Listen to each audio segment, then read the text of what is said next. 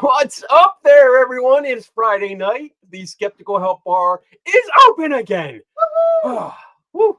I love it. You know what? I cannot say it's been a long week because it has been a very short week for me. Not short, but fast. Did we see that last week? Yeah, we did. I don't know. Maybe it's the new job. I think it is. You actually work. I actually work now.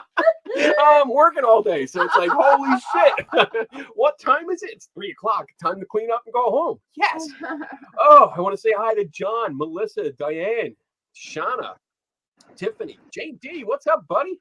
Oh, I think we're gonna have a fun show tonight. We're gonna get into some different topics, some familiar topics that we've had before, and we're gonna get into some different topics tonight. And my guest is gonna be fun. I think we're gonna have nice banter going back and forth. But before we get to the guest, we got to go over the rules. You guys know we got to do this all the time because we have new people coming in all the time. So here we go. Rule number 1, you are welcome to ask questions. That's pretty simple and straightforward, I think. I changed it. It used to be paranormal questions, but now that we're branching out here, we're gonna talk about different things. So with that, you can ask whatever questions you want. But I would say put a Q in front. Q. We're getting there. That's in the rules. All right. It should be right with this one. It should be with this one. We're getting there. Well, then this really goes into the next rule because you're screwing up my order. You're fucking with my order. Damn, I'm dropping F-bombs already. Number 2 is I don't know everything. And most of the time, my guests don't know everything either. But we can learn together. That's one of the points of this show. It's a learning show. So we can look it up if we have to. We can write it down in trusty notebook. I got one too. Somebody from Wales. Hey, Greg. Oh, that's because they're following our guest. They don't care about us. Yes, they But do. they will. You will love us. You can't help it. You're just gonna love us. Rule number 3 is that we follow the Patrick Swayze rule here. Be nice, or Donna will boot your butt. Basically, you can be in the chat room. You can discuss, debate, have conversations. You can disagree. That's cool. We don't mind that. It's when it comes to name calling and just childish bullshit behavior. That's when somebody gets booted. And we've done it. We've done it 3 times. I can do it as many times as I want. No. Damn. All right. Rule number 4 is if you do have a question, please put a Q in front of it. And that helps Donna out to pick them out from all the other comments. When we do have a guest on, like tonight, I do ask that for the first part of the show, I'm going to have a conversation with them. And so try to hold your questions until the second hour after the pee break. And then that's it. With number 5, rule number 5, my favorite is to drink up. So let's take a drink. Mm-hmm. And then let's get our guest on because he's patiently waiting in the background. Let me get this off. Let me put my special guest up and then bring on Nick Little. What's up, buddy? How you doing? Kenny. How you doing? Nick. I'm good. Hi, Donna. Good to see Kenny and hear from you, at least. So. Donna doesn't like being on camera all the time, so she stays off. She is divine Donna, the voice of Donna. It's fortunate one of you is vain and an egomaniac then. I try to keep them as level as I can. It's very difficult. Yeah. I have enough ego for all of us, pretty much. Yeah. All right. So the first question I ask every guest, what's your origin story? Who are you? Who's Nick Little and what do you do? Way to put me on the spot right away. I'm a lawyer. Yeah, that's always a big hit at parties, by the way. It's like, yeah. I'm the in-house lawyer for the Center for Inquiry. So CFI constituted, made up of CSH and CSI. Here, we're more on the CSI side. We tend to be a Committee for Skeptical Inquiry. So I'm the in-house lawyer. I do all the fun in-house things, which I hate and loathe, like checking leases and writing contracts and all that miserable stuff. Sounds exciting. Oh, yeah, that's the real blast. And then I also handle our outside stuff. And I got to this, I mean, as people can probably tell, I'm not originally from the United States. What?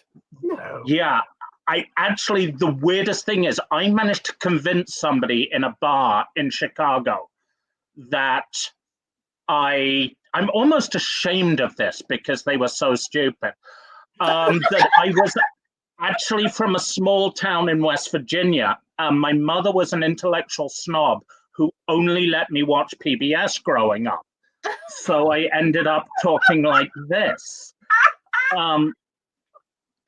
Another time I went to a Halloween party dressed as a redcoat, and I met a friend of mine's boyfriend for the first time there. And at the end of the evening, he was amazed when I took the wig off for an after party that he thought I was going to stop talking in a British accent. He thought I had committed for the entire night to talking in a British accent. So it gets to be fun. So I moved over to the States in my mid-20s, that's the mid-90s. I faffed around in various jobs. I ended up in the finance industry. Yeah. Yeah, exactly. And it was horrible because I was good at it. Yeah. But I hated my life. Yep. So then 9/11 happened, and I got laid off on 9/12/2001, which was really classy by my boss. Yeah. And I decided to go back to school, and I went to school, study law. And I had no idea where Vanderbilt was. Uh-oh. You're frozen. Oh, no. We lost Nick Little. When I applied, I knew it was the South. Oh, I'm back. I'm sorry. I have terrible internet. I end up in Nashville for 3 years, which I don't own the Stetson anymore, but I bought a Stetson and cowboy boots and all that stuff. I then went off and did what everyone does after law school. I made huge amounts of money working for a big corporate law firm that then went bankrupt about 8 years in, which was rather unfortunate. Yes. And again, nobody wants to work for a big law firm. It's not what you grow up wanting to do. You hate your job 28, 29 days a month, and you absolutely love it on those 2 days a month that the paycheck comes in. Yeah. Okay. But when you get a chance to get out of it, you start looking, well, maybe I can actually do some good. And I saw this job advertised for an organization I'd never heard of, the Center for Inquiry. And it was asking for a First Amendment lawyer, and I was always a First Amendment interested in fan.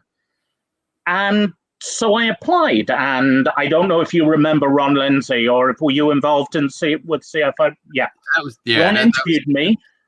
Okay. We got on great, and he offered me the job, and that's 8 years ago. So here I am. Yay.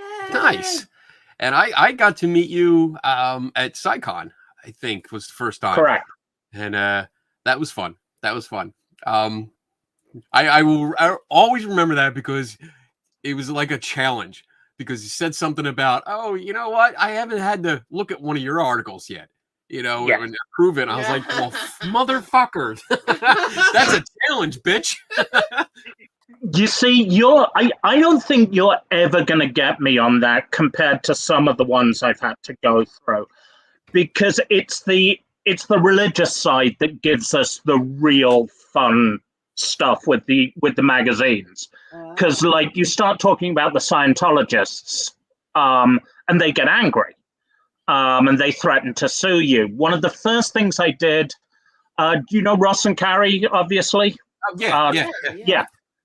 She wrote a piece on, it's the group, if you remember the Raelians who thought a spaceship was coming for them. Right. It was an offshoot of theirs, and she wrote a piece calling them sex maniacs, and they tried to sue us for calling them sex maniacs. And I'm just sat there like, I never expected that this would be my career. I'm talking to the lawyer for a religious cult arguing about whether it's defamation to call someone a sex maniac or not. Which I guess depends on your opinion. I mean, Yeah. How did that go? Can you tell us that? Yeah, I believe that's one of the times I think we just told them to pound sand and they ended up going away. Most defamation law is like that. CFI hosts Quackwatch, which I'm sure you've looked at. I don't know if your audience has. It's basically a database of alternative medicine BS. Okay.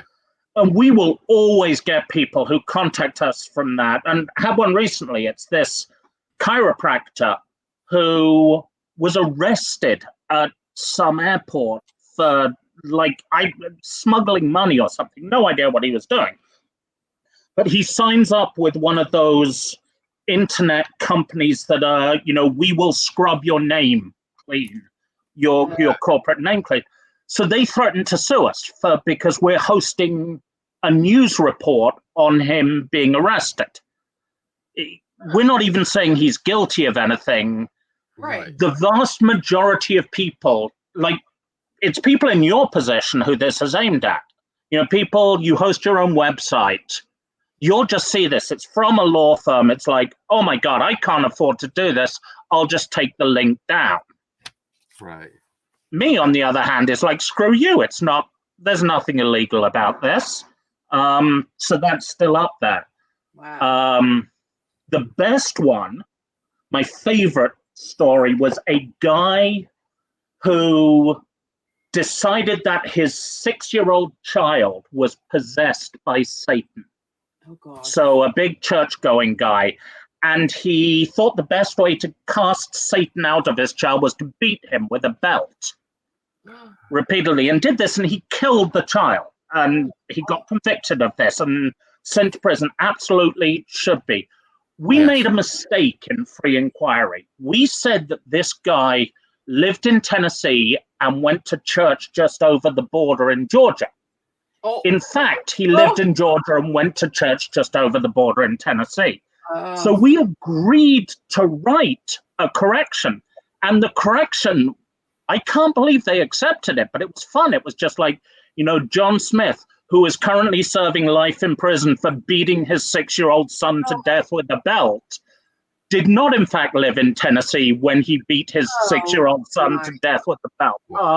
So it's things like that. There are some very stupid people out there. Wow. Damn. So that must be fun, I guess. I mean, going from what you were doing, hating your job all the time, to all of these different. I mean, I'm sure there's days where you still hate it. You absolutely hate it. But I mean, the range of topics that you have to deal with. I mean, that just makes me want to push it more. Like, I want to see how far I can go. Yeah, I mean, I had a conversation. Most Fridays we have a call with the secular lawyers. So myself, the Lawyers for American Atheists, the Lawyers for Freedom from Religion Foundation, AHA. And they're all great, and I love working with them, but I get to go even further than that. I don't just do the religion work. I also get to play around on CFI's science side as well, and pseudoscience. And the one reason I'm going to get all bromantic here, and one of the reasons I love you so much, Kenny, is you make this fun, because this is meant to be fun. Yes. You and Jim Underdown make me laugh. Yeah. Because that's what it's about. I'm not saying the other side of stuff isn't important, and there's a lot of important stuff going on, but there are people in the skeptical movement who take this a little bit too seriously, possibly. Right. Mm-hmm. And no one has ever accused you in your life of taking anything too seriously. No.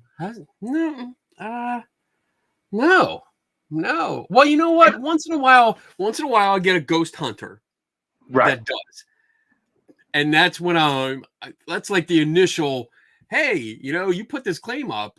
I have some questions about this. How do you know this? How do you do it? Why do you have to be so serious? We're just having fun. We're just like, well, douchebag, I am having fun. I mean, yeah, we're laughing at you here, bro. This is like Exactly. right. And I think, but you and Jim, yeah, we should have fun with it. We should enjoy it, and I think that's what brings in people or gets people interested in learning.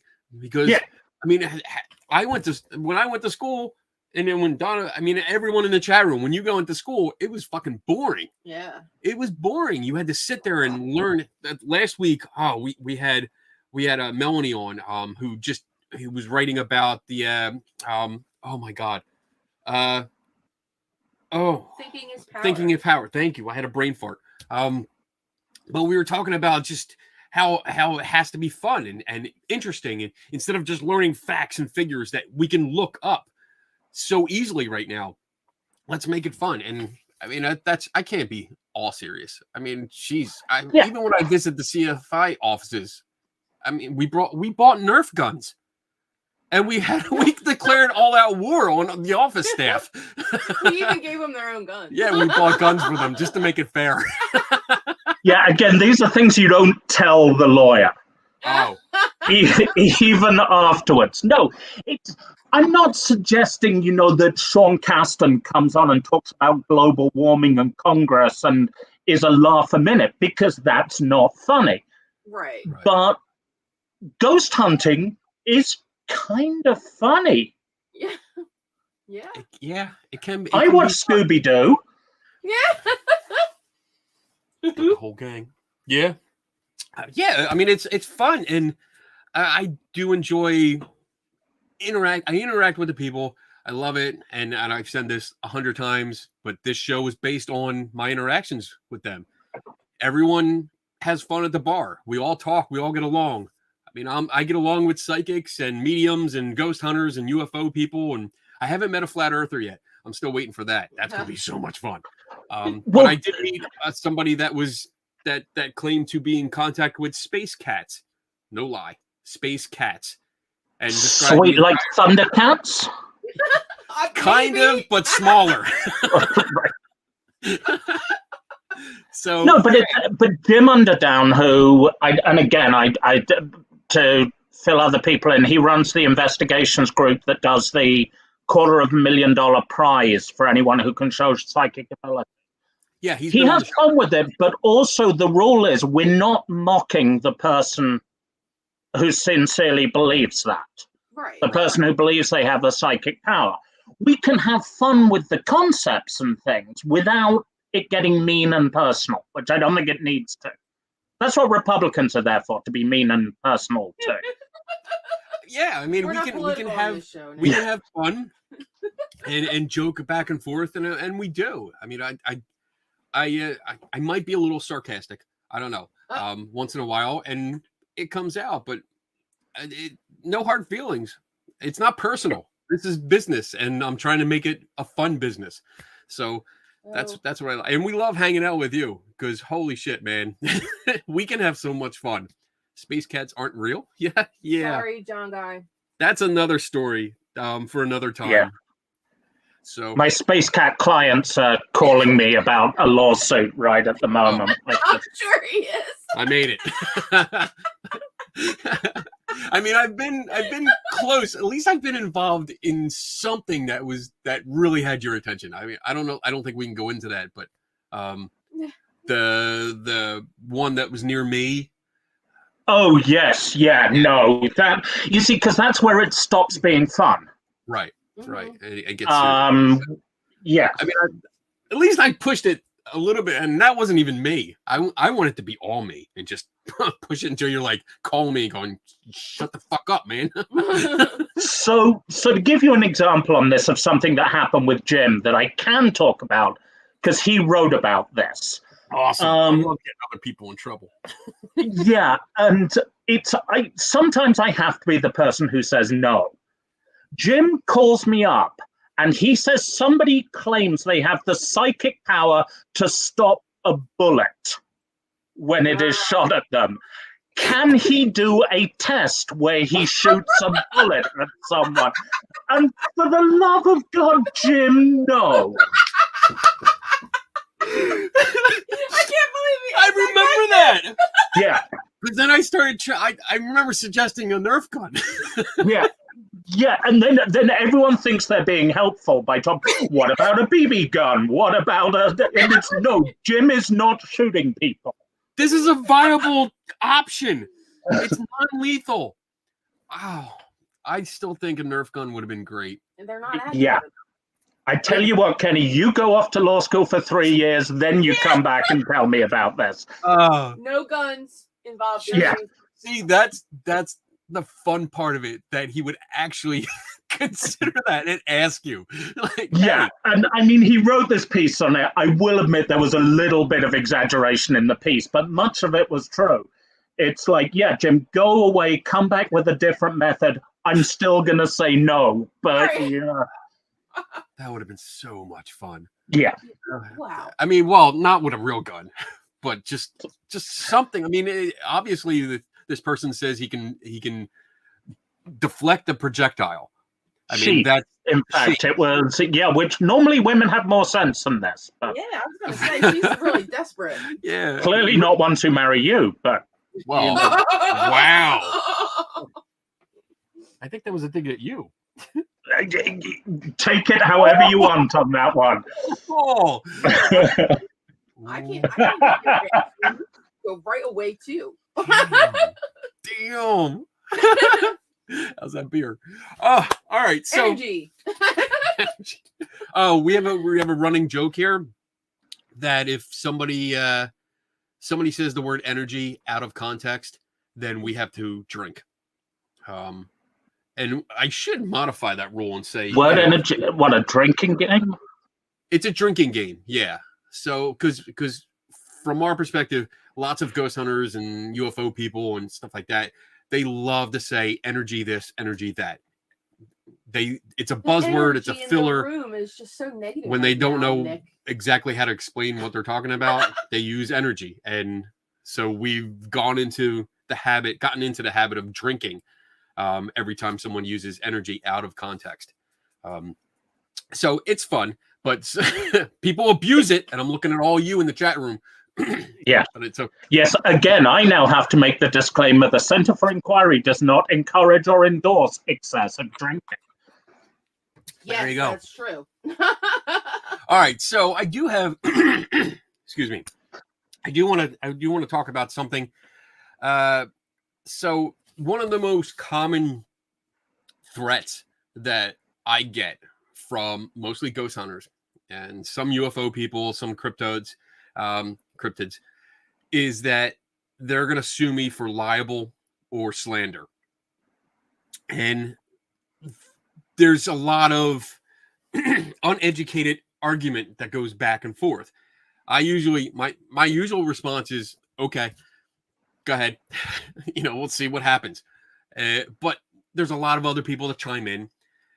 Can you give us an idea of what these terms mean? And also defamation. I mean, throw that into the mix. What do these terms actually mean, and what does it take for someone to actually win such a case? Okay, defamation is like the blanket term overall, and libel and slander are types thereof. I got to use thereof. How loyally is that? That's just kind of awesome. Libel, the only difference really between libel and slander is that libel's written down. Okay. And slander is spoken. It's basically saying something or writing something or repeating something or causing to be published, again, to get legal with you, something that's not true about someone else and that harms them. This is the key thing most people don't understand. You have to show in almost every case to go forward, not even to win damages, but even to go forward with a case, you have to show that you've been harmed. And that's a financial harm when it comes to libel and slander. So if, for example, if I were to say, I don't know, a certain member of the British royal family is a pedophile who should be locked up. Right. If I'd actually mentioned the person's name and they weren't a pedophile who should be locked up, arguably, I've caused them financial damage on that. If, on the other hand, I turn around and say, I'm just blanking on any Philadelphia sports people here at the moment because they all suck. I don't care. I'm not a sports person. It doesn't bother me. That's strike 2 with Donna. I know. I'm getting in a world of trouble. So if I turn around and say that the goalie for the Flyers sucks because he's fat,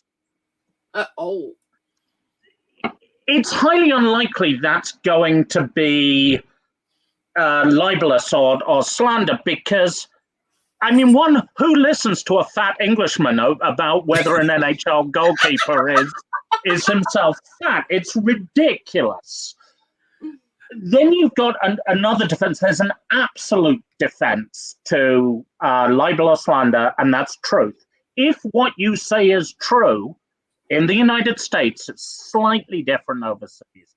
But in the United States, if what you say is true and you can prove it, or they can't prove it's not, it's not slanderous to say something true about something. Okay. Okay. So if I was to say your Kenny special tea contains rum, and you were to then get mad at me because, I don't know, some future employer was watching this or whatever, I would be, well, tough shit. It's true. So if something's true, it can't be libelous. Then you get into a whole another part of the law which has developed in the United States in order to protect the media, because the media always makes mistakes, and you don't want the media being sued every time they make just a simple mistake. Right. Okay. And so you get a lot more leeway when you're talking about a public figure than you do when you're talking about a private figure. Wow. So what would differentiate a public figure and a private figure? Where's that line? Well, there's lots of court cases on this, and it depends very much. It depends very much on what you're talking about. So let's take, for example, the CEO of Comcast. Okay. Right? I don't know who the CEO of Comcast is. Do you know the CEO of Comcast? No. It's probably, if I start talking about the CEO of Comcast went out and got drunk last night and threw a brick through his neighbor's window, right?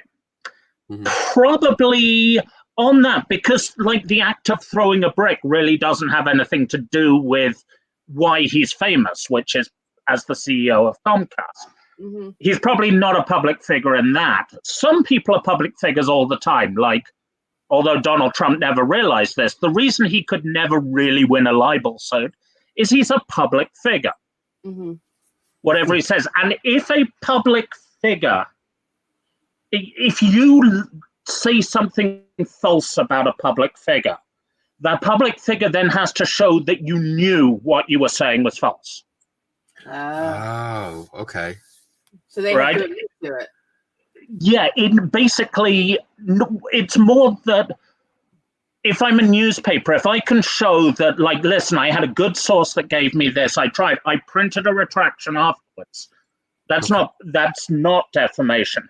But if it's against a private figure who isn't newsworthy, to be honest, who cares if your next door neighbor got drunk and listened to loud music last night? And if that's completely false, it's not newsworthy that I'm putting it in there. So I have a much greater obligation to make sure what I say about your neighbor is true than what I say about Donald Trump is true. Okay. Okay. Interesting. So it really, basically, yeah.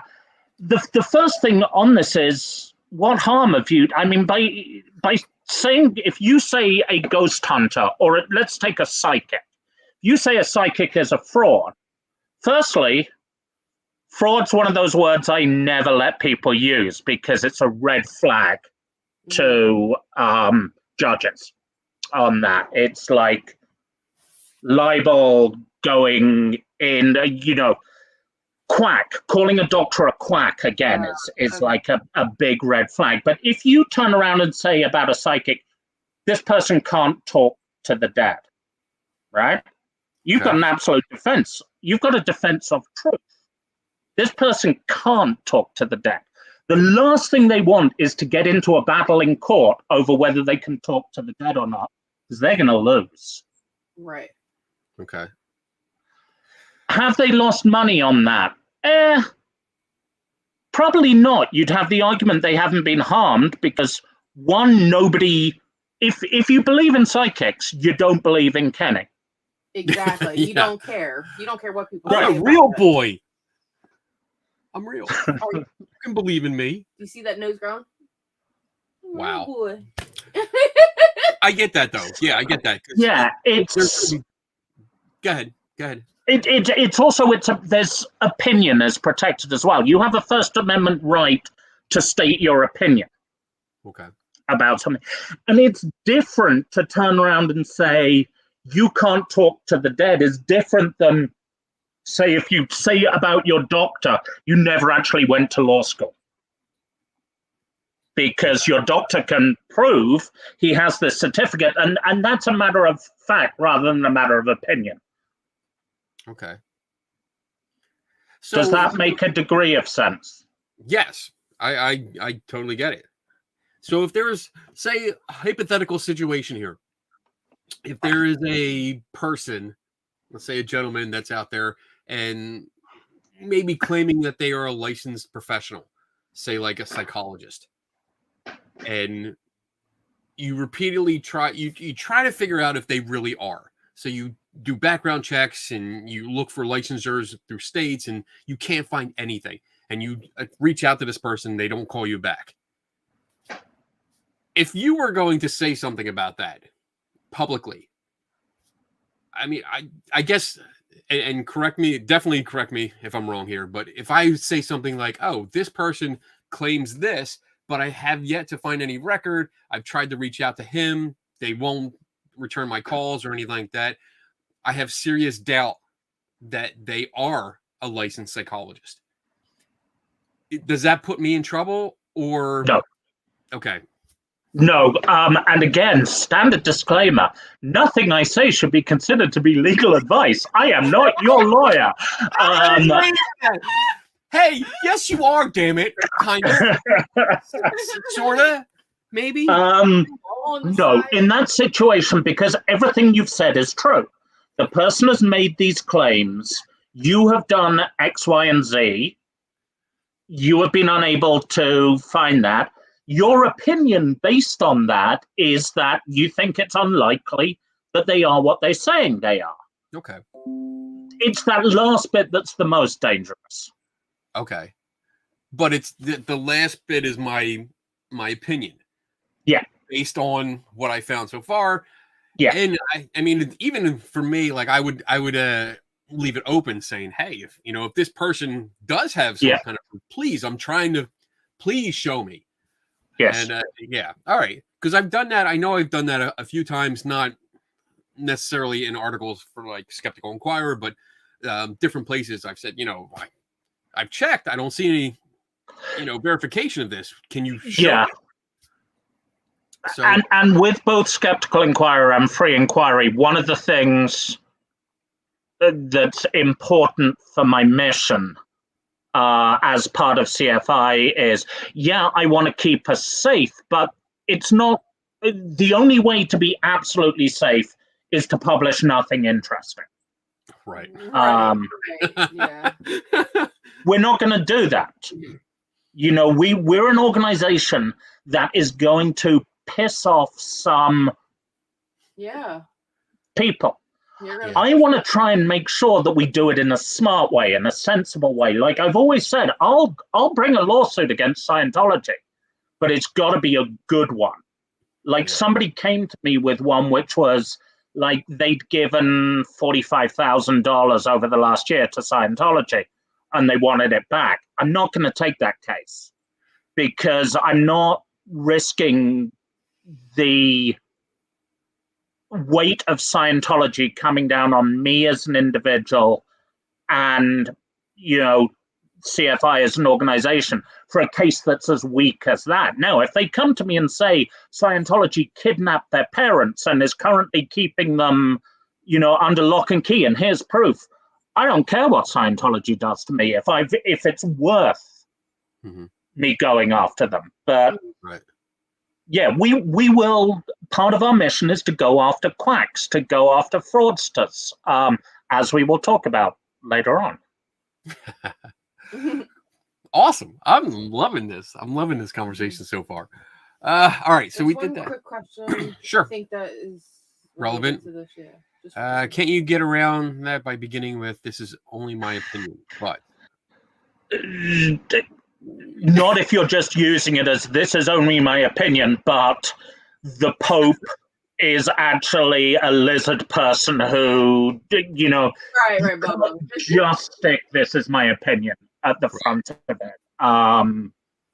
If you could, like when you put the "but" there, that it almost sounds like it cancels out the first part. I'm not racist, but yeah. Yes, not John. Not that I'm referring to you as racist in the slightest. All right. John. So another popular or common thing that I've discussed through opinion and speculation is, say, a scenario like this where a group of ghost hunters, hey Rich, a group of ghost hunters go into a home, a private residence, and the family, mom and dad, husband and wife, whatever, invite them in because they have weird things going on. And this group comes in, for some reason or another, conclude that their house is full of demons and tells the client that, hey, your house is infested. Good luck. Our 4 hours is up. We're going to go home. And they leave.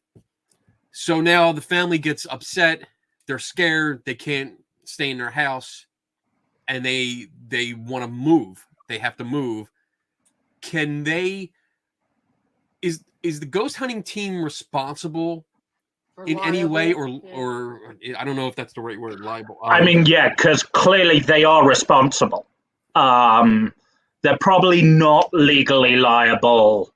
Okay. In that, there's any time you go after people like this, and a lot of state attorney generals in particular have done some, stellar, spectacular work on this front. You're going up against a bunch of things. You're going up against freedom of speech on this. You're going up against freedom of religion, unfortunately, because like a lot of the tarot card readers and things will claim it's a religious thing. And that, fortune tellers tend to claim religion, but more importantly, you're going up against the notion of like caveat emptor on something. If I turn around and tell you that you are going to be visited by a spirit tonight that will kill you, and it scares you to death, I'm just going to say in court, well, he's an idiot for believing me.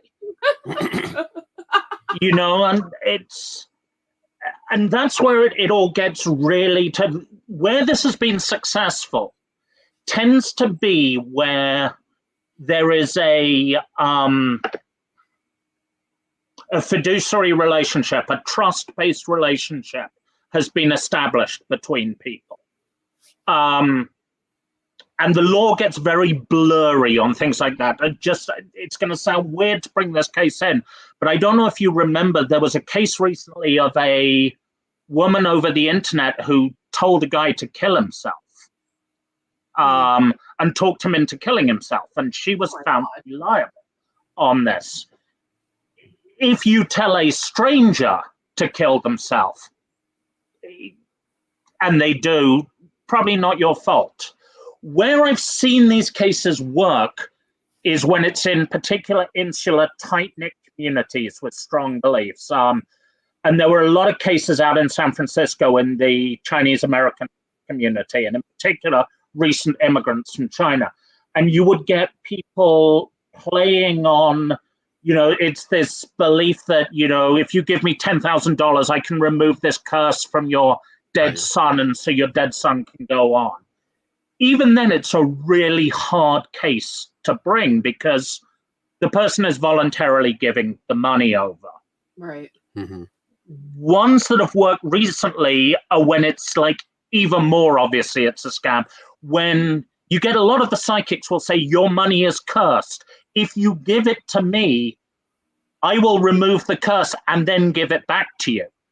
And then they just don't give it back to you. It's just the suckiest form of stealing ever. That is brilliant. Be But like, it I'm works. sorry. I It can't does. get the curse off your cash. Yeah, so I'll just keep it. Yeah, I mean, with an awful lot of this stuff, it's caveat emptor. It's like if you believe what they're telling you, there's not really much that the law can do about it. I wish there was more the law can do about it. That's disturbing and depressing. Yeah. Mm-hmm. It really is. But that's where people like you and Jim Underdown and people are filling. God, I know you never in your life thought you would have a genuine social purpose. But what the fuck? I have purpose. Thank you. Thank But you. you do, because if the law can't take these people down, there has to be someone out there showing that these people are frauds. And it's sure as shit not cable TV on that, because I turn on the History Channel and it's like the next 8 hours on the History Channel is Ghost Hunters or whatever. Yeah. Right, yeah. It's Yeah. not Or the Aliens dude. Yeah. I mean, I because this question stems from it was years ago that I went along with a ghost hunting group, and while I was there, they the group was in there. They were checking out the house, and the homeowner was there, and he was visibly anxious, nervous. Full of nervous energy. He was Dana. Energy. Oh, nice one. Yes, I saw it. Yes. So we got a drink. All right. People are asking. They need a drink. Shut up, Tim Vickers. It was Dana. So I'm watching his hands and they're shaking, and he's smoking cigarette after cigarette. And one of these team members came up to him, and they had found these bricks in different rooms of the house, wrapped in aluminum foil, and then tied with a string. And this gentleman that was part of the team told homeowner that these were demons trapped inside there. There was some kind of spell or ritual spell that trapped these demons, and he needs to get them out of the house, or they're going to be released or whatever.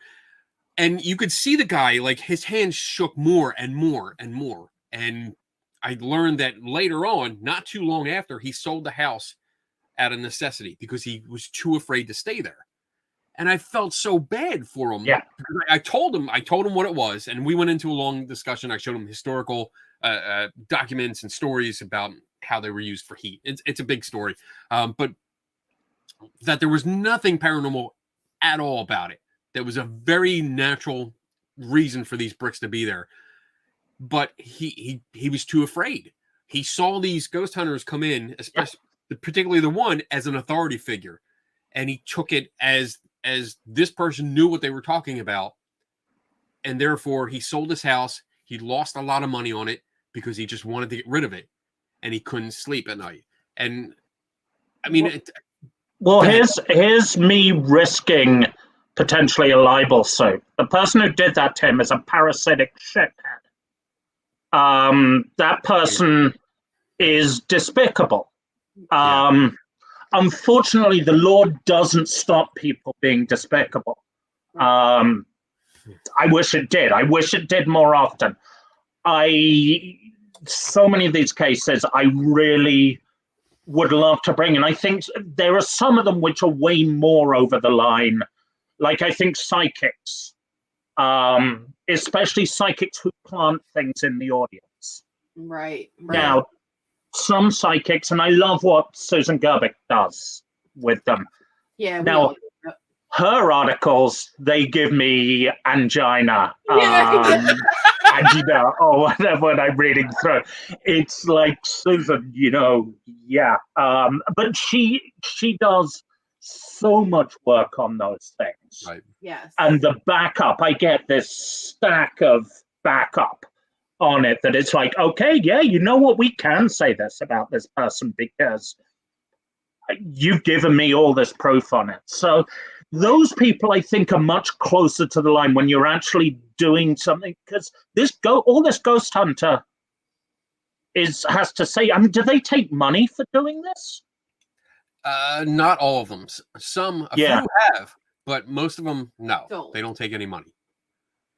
Yeah, if they're not taking money, it's like they're just saying, well, this is what I believe. I'm allowed to say what I believe on it. And I mean, do you think they actually believe it?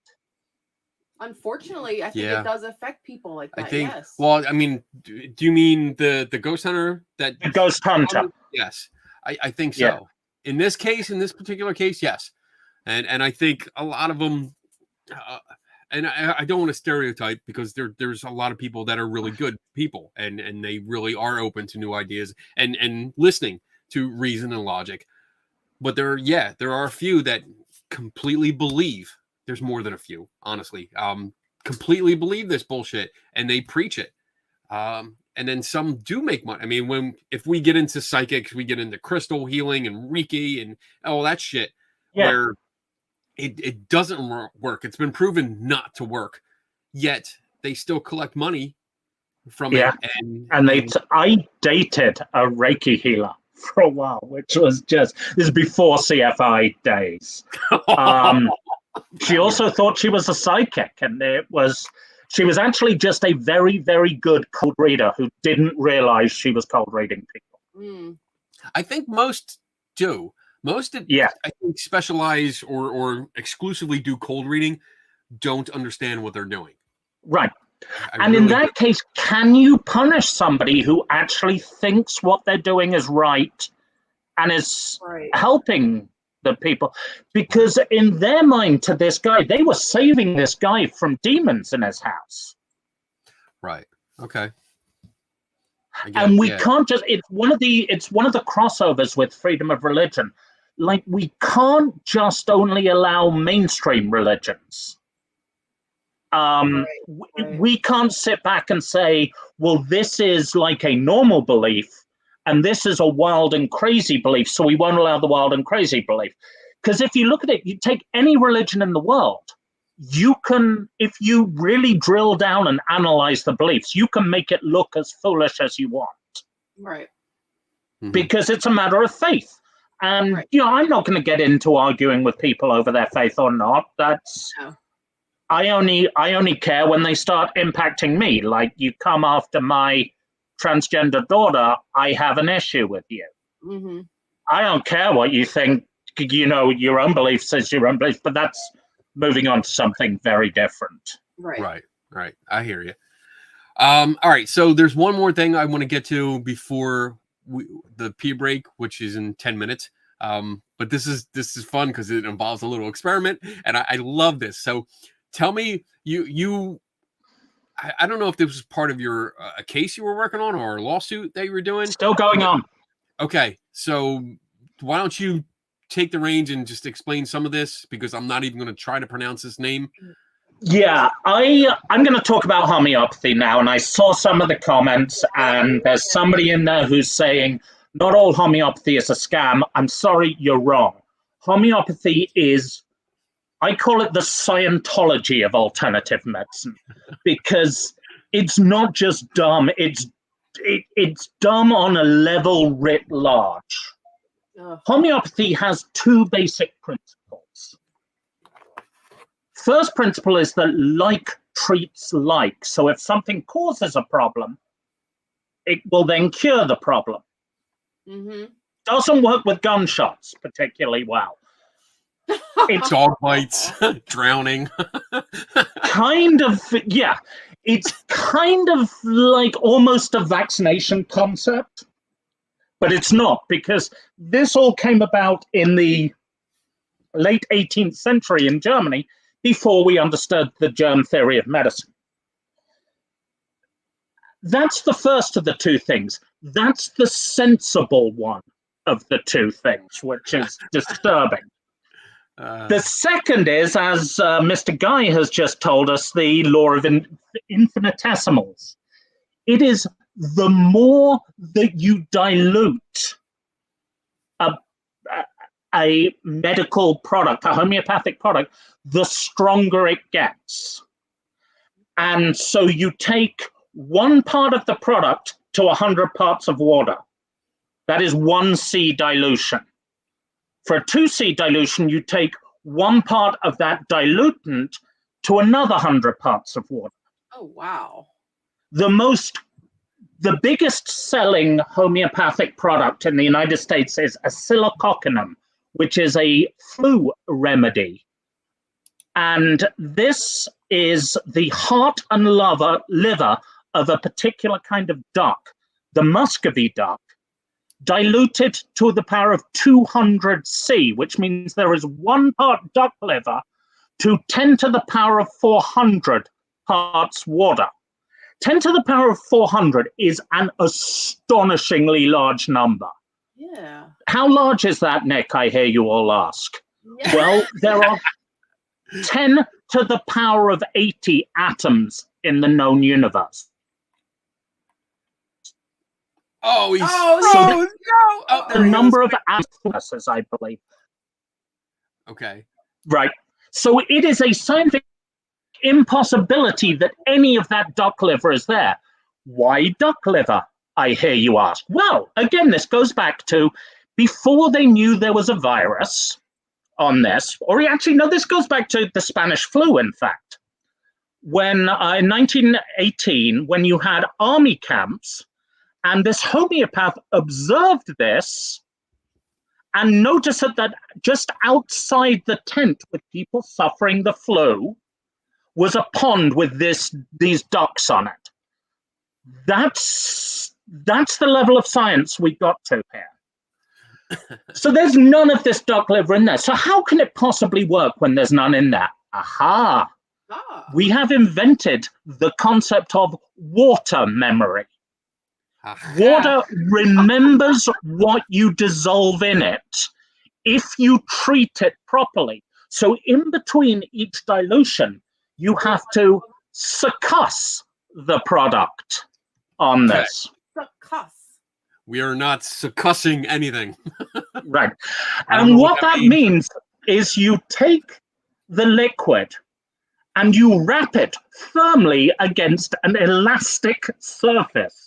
Not just any elastic surface. They recommend the cover of a leather-bound book. What?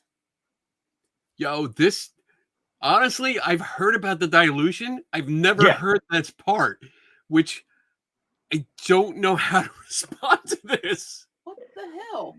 This, when I told people I was suing CVS and Walmart over homeopathy, a lot of friends of mine were like, dude, you can't do that. What about my St. John's wort? Or what about my evening primrose oil? And it's, no, those aren't homeopathy. We can argue about herbal remedies and whether they work or not. Right. Homeopathy is a very special category of dumb. And in particular, it is the archetype of pseudoscience because it pretends to be scientific when it's not. Wow. All right. So that's it. You get a dilution of duck liver, 1 in 10 to the power of 400, and they sell it on the shelves of CVS and Walmart for $29.98 a tube on it. Notice on this, there is no maximum dose. Why is there no maximum dose? Because there's nothing in it in the first place. All right. So hold on. They put on the label, will not will not interact with any other medicine. Of course it won't. A glass of water won't interact with any other medicine either. Okay, sorry. I end up ranting a little bit on this. No, I'm gonna share. So I grabbed pictures. That's it. This photo. So I believe that's $29.98 at CVS. $29.98. So $30. $30 for this 12 doses. And the big thing here is that, so this, I don't know about anyone else, but this really gets me. As soon as you see the top, it says flu-like symptoms, but it has the asterisk. And that is like a red flag to me. So I always want to see what's going on. And you had pointed out something on another podcast about like this has all the good things that like a mom would look for their kids. Yeah. Non-drowsy, no drug interactions, work naturally with the body. I mean, that's like, hey, that sounds great. That really sounds good. And then, do you have the back of the box? Yeah. There it is. Yeah. You stole my pictures from the lawsuit, didn't you? I did. Yeah, totally did. He didn't even get his own. So on here, and I'm trying. I'm sorry it's so small, but I didn't have time. I actually saw this like right before we got on the show, so I snagged them. But right here it says 200 CK. Yep. And that's the active ingredient, and this is the duck liver that you're talking about. That's the name. Anal. Annus barbari. Yeah. And it says because they put it in Latin because no parent is ever going to give their kid something that says duck heart and liver on it. Wow. But because it's Latin, it's clearly doing you good. And what else? Uses. Oh, there's something that I noticed. I really wanted to point it out. It says uses temporary relieves flu-like symptoms such as body aches, headaches, fever, chills, fatigue. And again, it has asterisk up here. And when you go down here on the asterisk, it says these uses. The word uses is in quotes, which scares the shit out of me. To see that on a medical box, on a medicine box, to see uses in quotes scares me so much. But it says uses have not been evaluated by the Food and Drug Administration. And then it goes on to say CK, and X are homeopathic dilutions. So CK, I believe, is what, like 1,000 or 10,000? CK is the 100. Yes, CK is the 100. Oh, jeez. Yeah. C is the 100, and I believe they use X also as 10. Okay. So before we go to the break, because we're right there at the break, and I know I saw some people saying they got to pee soon. All right, so before we go to the break, I want to show you, because this is a bar, I have 10 shot glasses here. You need a leather-clad book. I need a leather-clad. Do I have one? I think I have one. Do I have E-books don't work. E-books? Oh, man. All right. Well, this is why it's not going to work. Oh, my God. Kenny. I did have a leather-bound book. Hold on. I got. Oh, jeez. I had a Sherlock Holmes book. I'll have to look. Are they leather? That might be. No, it's got to be soft. All right, we can do a little bit of this then. So I want to show. That's 100 drops of water in that shot glass, and I did the same thing. This took me like 10 minutes to do. So all drops you counted? I did. I have a dropper. Jesus Christ. I have a dropper here that I put 100 drops in each one. So this is some rum because for science. And I'm going to put one drop. For science, you're using rum? I want this to be a visual cue. Turn the thing so you can see it. There it goes. Oh, the shot glass was your, yeah. So there's a little bit of rum in there now. I actually put 2 drops, I think. So what you're saying is that, that was good. So shake this up. I take a drop of this, right? Yep. 1/100th of that. 1/100. All right. So, and then I put it in the next glass. And we now have a There 2C we go. solution. 2C. So if I do this just for this, this will be a 10C solution. Yeah. You have to get rid of that. Oh my god. So I should be completely fucked up by the time I get to the 10th shot. If homeopathy is true, yes, but spoiler alert. You're going to be drinking water by the end of this.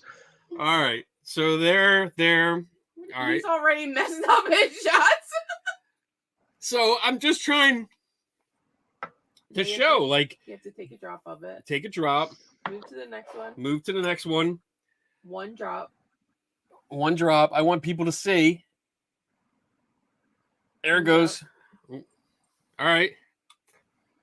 Get a shot of that. Shot of that. This is going to take a long time. So I'm going to keep doing this. We're going to go to break and come back after the pee break. So if this did work, all you would need to do is drop one aspirin into the ocean and nobody would ever have a headache in the world for the rest of this. That would be Yeah. excellent. Yeah. I'm going to use one of these glasses to shoot at my... And this is the kind of example that people need to see You need to see Yeah. it because they don't understand the language that's written. Oh, and that's why that's the language on there. Right, because nobody understands it. Yep. And I mean, all right. So I have 4 more glasses to go. Let's take our pee break, people. Go empty out your bladder and fill up your cup. Come back. You have 3 minutes to do so. And let me see. Let me get the video going. So the commercial break is ready. All right. I will see you back here in 3 minutes from now. Wait.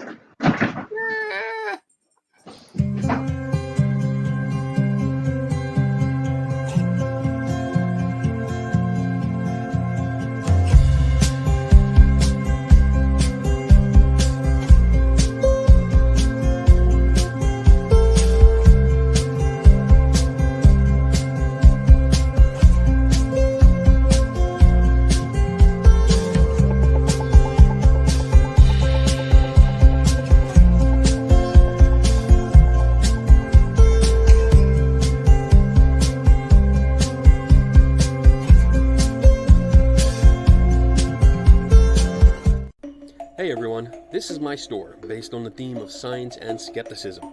It's here that you can find all kinds of shirts and hoodies, yoga pants, tote bags, the fanny packs I know you guys love, masks and pillows, all with science and skepticism as the theme. I even have hoodies for your pets. That's right, your dog or cat can wear one of these things.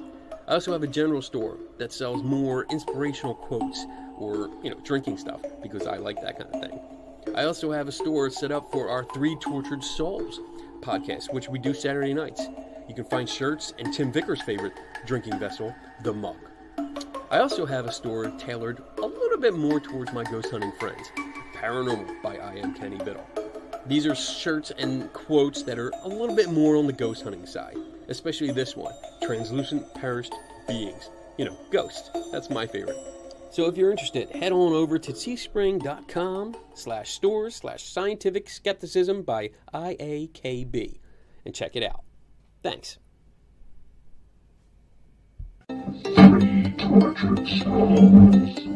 Are you tortured by what you see and hear about the paranormal field? Join us as we critically examine and question paranormal claims, science, ghosts, demons, cryptids, UFOs, ghost hunting technology, and much more are all on the table for discussion. 3 Tortured Souls is a video podcast that streams live on Saturdays at 8 p.m. Eastern and 5 Pacific. 3 Tortured Souls.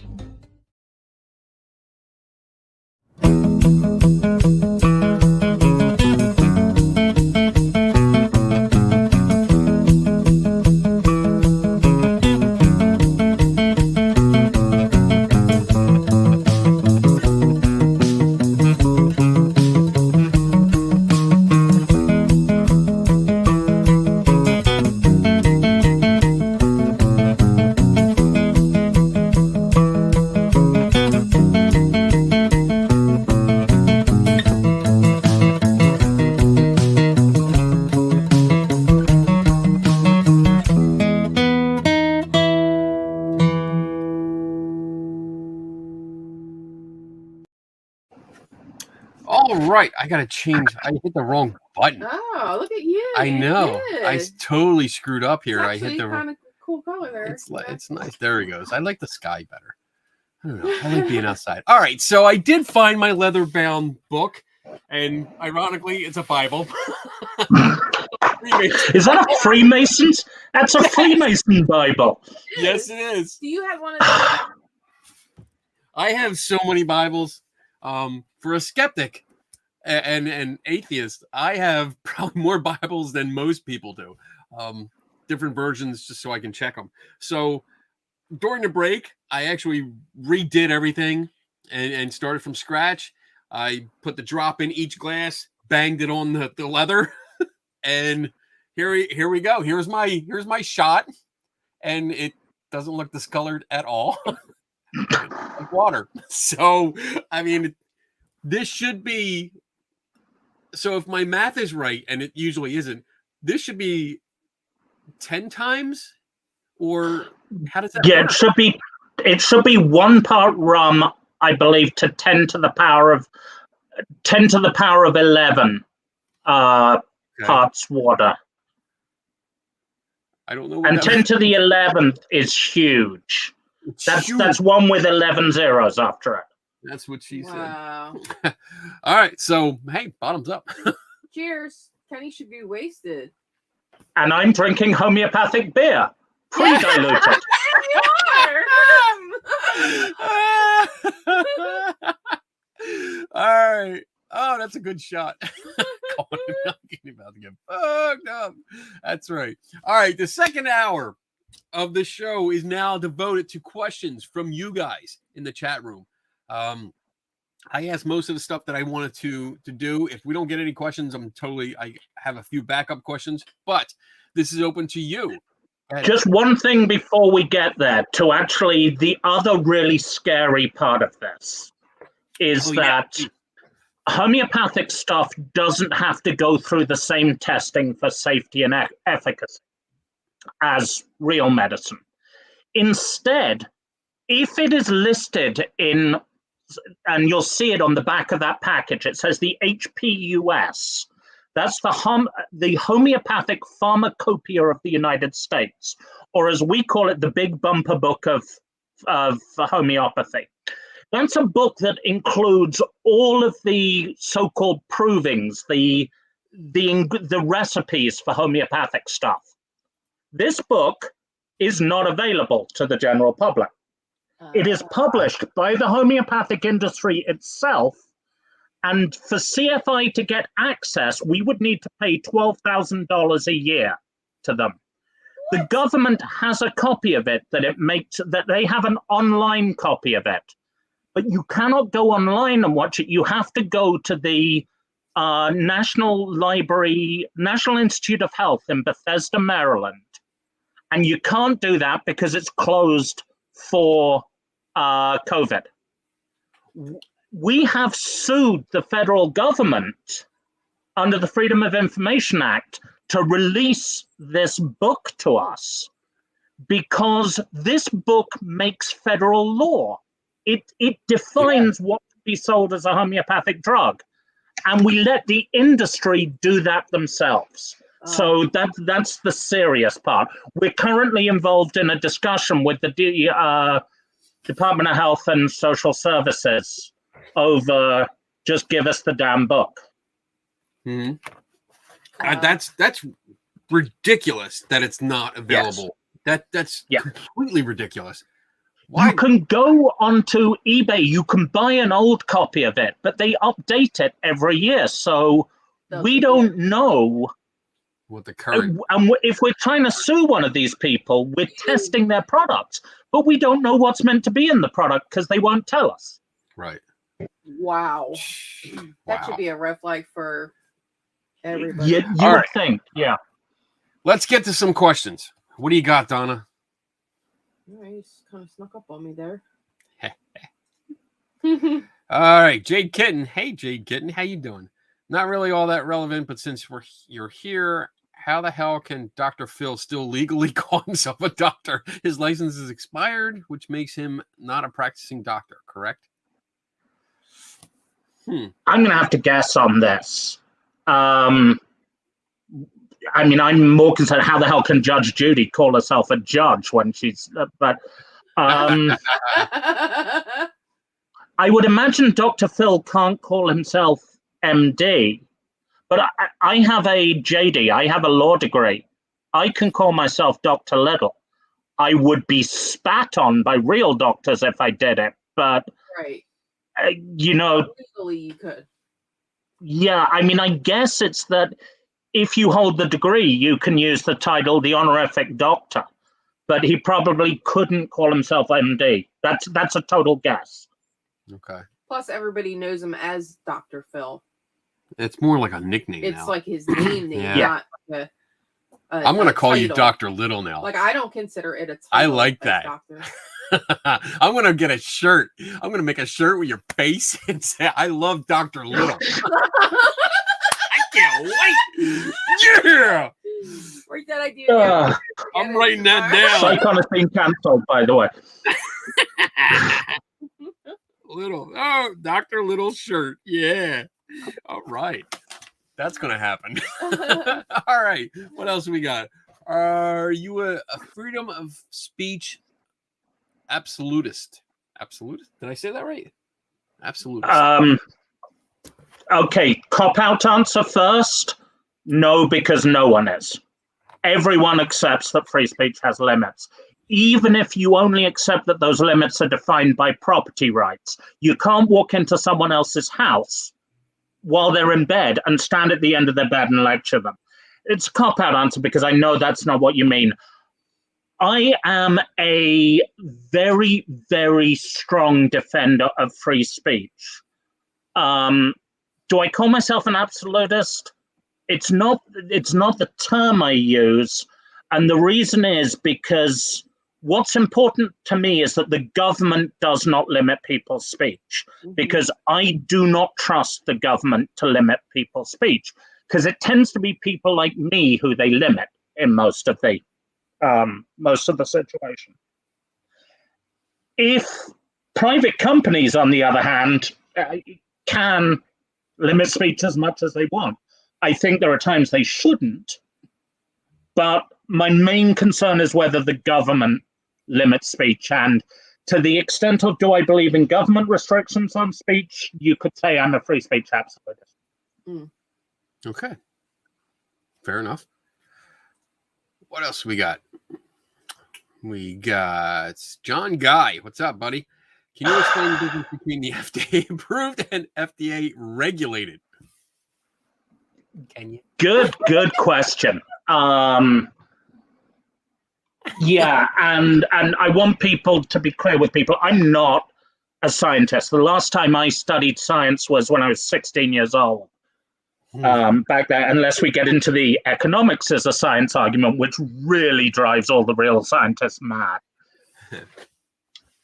FDA approved and FDA regulated. Homeopathic drugs are FDA approved in that you are allowed to sell them under the Food and Drug Act. They're not, and they are regulated to the extent of how I described. Like, if they're in the big bumper book of homeopathy, they can be sold as homeopathic drugs. The process for real medicine is different. As you know, if it's going to be a prescription drug, it has to go through testing based on safety and testing based on efficacy. If you're bringing out an over-the-counter drug, it doesn't have to do that in the same way, but it has to be a product that's already out there. So you can bring out a new ibuprofen, for example, because that's already been tested and shown to be accurate. You can't bring out, if it's a new painkiller that's never been used before, you would need it to be tested. And I apologize, John, I'm kind of talking around this, which when a lawyer does that, it's because we don't actually know the answer. Because I hope that gives you an idea on that. To me, regulation is the actual process where they go by and test and things, whereas approval, I'm more comfortable saying homeopathy is FDA approved because it's, there's this blanket, screw it, stamp homeopathy on the front, put a Latin name on the back and sell whatever you want. Right. I always had this idea because dealing with when you deal with paranormal community, I guess you get so many metaphysical topics. So essential oils always comes into it, and there's a lot of claims about essential oils doing this and doing that, which are kind of far-fetched. But when you talk to the seller, they're like, "Well, this is FDA approved," and it was always my understanding that FDA approval in this case meant that it was kind of safe. It wasn't going to kill you, not that it actually did what you're now claiming it does, like heal or align your chakras, bullshit, that it just wouldn't kill you. The big question is whether you can put on these products is, can you put an indication on there? In other words, can you say it is for this? Homeopathy is not meant to say it's for something, which is why Oscillococcinum gets around it by saying flu-like symptoms. On the, Yeah. I have been trying to work out how to sue the company on this. This is little sneak peek, we are currently drafting a legal complaint against Boiron, the manufacturer of Oscillococcinum, not for that product, but for another product of theirs. Ooh, yeah. So you'll see that, you will see that soon. I don't want to get tied down on an actual date because it's possible we've written a letter of complaint to Boiron, and it's possible, of course, that this billion-dollar corporation will turn around and agree with us and say we were right. I don't think that's likely, but it's possible. Yeah, I do, and I've seen some of the questions come through on this. It's like, where do you draw the line? How do you choose which products? How's this? And I agree with you. There's a world of alternative medicine out there, and I'm sure we all know the Tim Minchin line of what you call alternative medicine that's been proved to work. Medicine. It's only alternative medicine if it doesn't actually do its job. How do I choose which of them? There's a lot of legal questions that goes into it, but I want people to remember that I was, up until a year ago, a one-person legal department at CFI. I'm now a two-person legal department at CFI. Schizophrenia or something. Doubled your output. Exactly. I have sued the biggest retailer in the world and the biggest pharmacist retailer in the United States on this. I have a limited number of hours in the day on which to do this. I'm picking on homeopathy because I can explain it to a jury. I can talk to a jury about how ridiculous it is. And I think after watching you do that, Kenny, I think everyone realizes how stupid it is. And so that's why I picked homeopathy on it. I would love to go after all the crooks. In particular, I'd love to be going after the fake cancer cures and things, because those are, again, evil people. But the government goes after them. The government leaves homeopathy alone because it doesn't hurt people. It just steals their money. You're taking a sugar pill. Right. And I did notice that on the back of that drug. What's it called again? Oscillococcinum. Oscillococcinum. I get hung up on cock. I have said that word literally 10 or 15,000 times in this process. So Oscillococcinum. So on the back of it, and I'm looking at it now, it says, so I'm going to share it again. And I apologize for it being a small picture. But that picture is also copyright, by the way. Oh, You're my. You take care of that, bitch. It's It's job, copyright because I took the photo. Well, shut the That's fuck my up. thumb. If I wasn't going to show it, I'd just tell you to show it. You shut up. I'm arguing with the lawyer that tries to keep me out of trouble. That's right. All right. So the active ingredient is the duck liver, but then you go over here to inactive ingredients. Yep. And it says lactose and sucrose, which is sugar. Both are sugar. That's because what it comes down to, if anything is in that water, There's nothing else in here. All this is sugar water. That's it. It's a pretty genius business model when you think about it. Like, in the history of Acylcoconum, they probably only had to kill one duck. right? The first one. God. The poor duck. I didn't even think about the duck. The poor dog. Wow. Fuck. Yeah, I mean, it's ridiculous. It's and in particular, this is where it gets to me. It's like, I mean, I'm a parent. You know, you've been at work the whole day. Your kid's got a sore throat or pink eye or something. You're dragging the kid from daycare with one arm, and you've just got to run through the supermarket just to try and get them something to shut them up, and hopefully they'll sleep on it. And you see this, right, it comes in a nice, particular the stuff that's aimed at children. Yeah, and you think, oh, natural, safe, negative. And you're $30 the poorer on this for a sugar pill on it. It's still gonna feel like I don't know how they sleep at night. That's sad. Yeah, that it will do. The only impact it has is the placebo effect. Wow. Yeah. Wow, that sucks. All right, let's keep going. What other questions do we have? Oh, hold on. Now you got. Doesn't have to be homeopathy.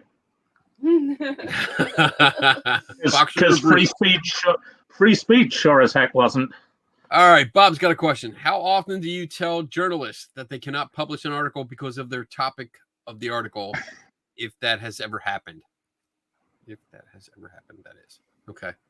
Have you ever told someone, no, you can't print that? Well, I mean, besides Underdown with his, can we shoot somebody? Notice I would have let him print something about shooting somebody. It was the actual shooting I had a problem with. Right.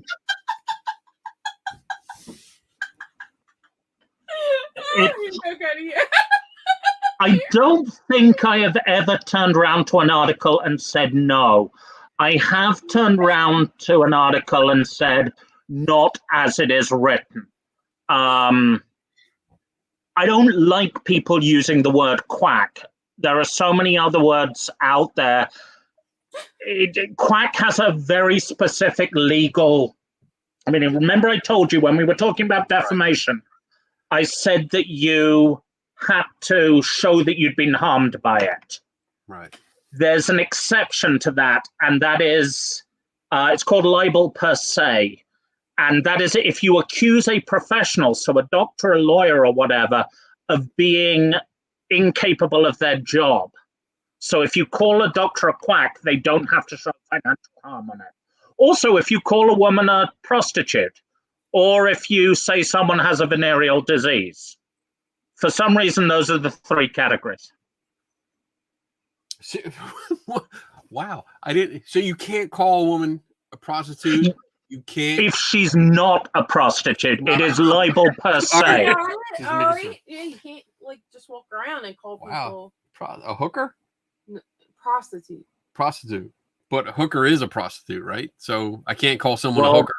No. I am willing to bet there is an 19th century California Supreme Court case that deals with whether calling someone a hooker is the same as calling them a prostitute. That's all. No, I gotta look that up. Now I know what I'm doing later tonight. I'm looking that shit up because I want to read about hookers. I am never ever going to give you access to LexisNexis. By the way, that is not going to happen. I have ways. Don't test me. So, Bob, the answer is pretty much no. I have had some pretty strong back and forth with people about requiring that they rewrite an article. Okay. Cool. All right. Next up. Here we go. Do you know if the authors of the DSM-5 have weighed in on homeopathy? I do not have a clue, but I probably should know. Do you know, John?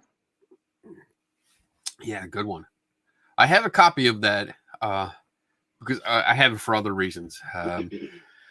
Demonic possession, because it's actually mentioned in there under dissociative disorder. But that's why I have it. But I don't remember anything about homeopathy. Yeah. All right. Next up. Is there a subject or person that is so contentious or and what's that word? Litigious? Litigious. That one. You would personally advise not writing about it or them at all? No. Our job is to go there. Yeah. Probably the single most litigious group out there is Scientology. That's what I would think. And they bring the hammer. I don't know if you've read Going Clear, seen any of this. They are hardcore.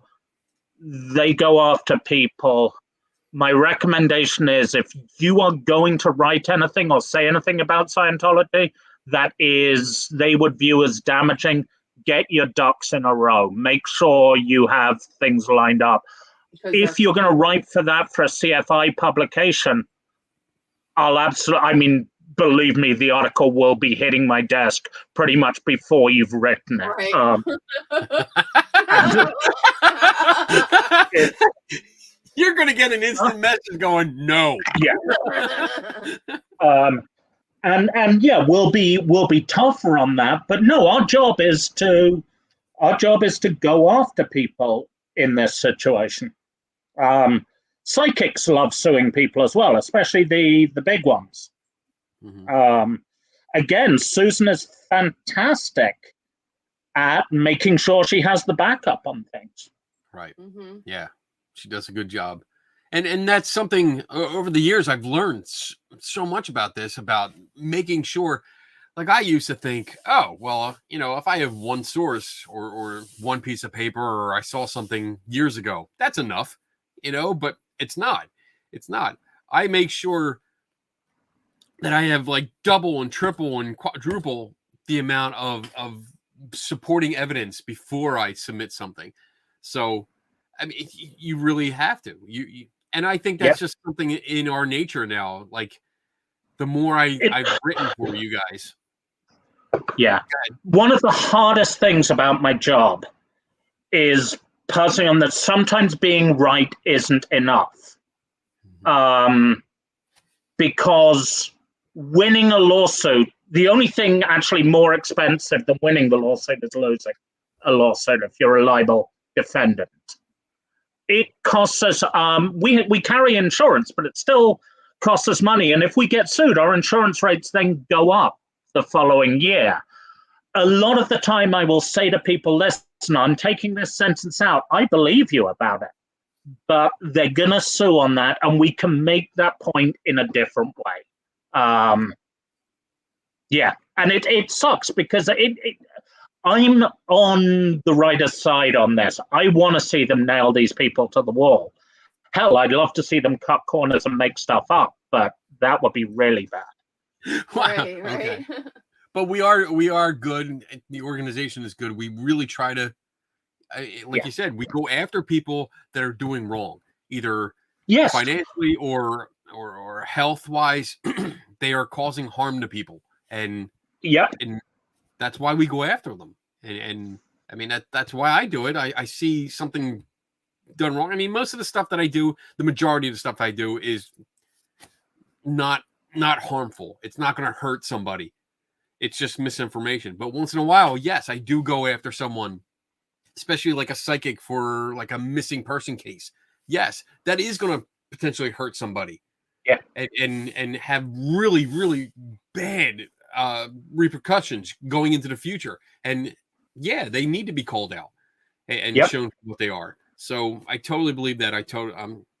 Yeah. Yeah, I mean, I'm not interested in us necessarily going after the person who sells Loch Ness Monster T-shirts. Right. You Because know, I'd buy one. Fuck yeah. But I mean, and again, I'll mention Susan. Her coining the term "grief vampires" is so appropriate, because I don't know what kind of person can do that. Can go to people when they're at their lowest ebb and take advantage of them like that. It's. I mean, I really feel that some of them feel they're helping. I really do. Like, I feel it like they don't see it as harming. They see it as, this person's come to me for comfort. Because I think if they didn't see it that way, they would just be truly fucking evil. And there's too many of them out there. I don't think it's an evil thing. I really think that some of them really think they could help. I agree. There are a lot of people, and we know many of them. Yeah. We're friends with a lot of them that are sincere. They really think, and this is through years and years of friends and family reinforcing that belief, where they really think they have some kind of communication, or the thoughts that pop in their head are from a deceased loved one. But there are others, Sylvia Brown, John Edward, that pop up that deliberately take it, and they take it to the next level where they know total bullshit. And it's almost like the thing that just popped into my head was, if you go to a funeral, if you're at a funeral and you're like, you see that the family is up in line, that usually, like the funerals I've been to, that the immediate family is in line right next to the casket, and you go up to that line and you shake their hands and go, you know what? I can give you a message, but it's going to cost you $50. Yeah. Yeah. That's how I see that. And yeah, it's a problem. It's exploitation. Do they do that? Have you at a funeral? No. I mean, have you heard of somebody doing that? But that's just the analogy. It's more when you go to psychic fairs where people sit there and they tell you that they're going to talk to your deceased loved one. They're going to talk to your father, your mother, your children that have passed on, and they give you these messages, and it's general shit that you can read in horoscopes in your everyday newspaper for free. I don't think that. I mean, I think the field that we're in, we go to a lot of paranormal, so it's a lot of ghosts and stuff like that related. But does everybody really go to a psychic to connect with a loved one? No. People go to psychics because they want to know about their life. Well, there's a difference. There's a difference. Okay, Psychics and mediums. So psychics, I'm using it as a general term, and I probably shouldn't, but mediums are the ones that talk to the dead. Psychics are the ones that, predict your financial future or your love life and stuff like that. So mediums are the ones that talk to your loved ones. So those are the ones you're talking about. Those are the ones that I'm talking about. And it does piss me off because there's no specifics. There's no details. And I've sat with dozens and dozens of mediums that claim to be talking to somebody. And I've explained on this show several times that mediums have talked to my deceased sister that I don't have. And it's a common joke. Like we can laugh at it. And I do laugh at it because I do think it's funny afterwards. But it's a real serious matter because they're talking to an imaginary person that I made up. And each time the backstory is different because I'm I'll say yes this time. Yeah, you're right. Whatever you're saying about the sister is right. Yeah. But they're charging me they're charging me money for this, and they are telling me that it's real when Right. it's not. And that's the problem. That's what I have a problem with. You're not allowing the grieving process to complete. You're not allowing people to move on and move beyond that grieving process. You're keeping them in that.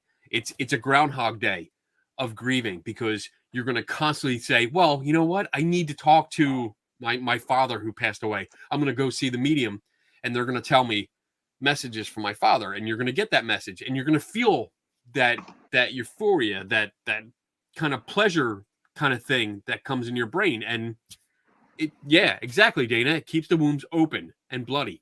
It really does, where you don't realize it. You're not allowed to heal. And it just fucking pisses me off. I'm sorry. I went off on a tangent. Energy. Kenny No, has really weird energy going on right now. Shush. All right. Question. We have a couple. What I do find incredible on this as well is when we get into the alternative medicine side of it, is there's a level of mistrust of big pharma, which, you know, we can argue all night about how deserved. And clearly, I mean, you just have to look at the whole Oxy situation to see how much big pharma has screwed up.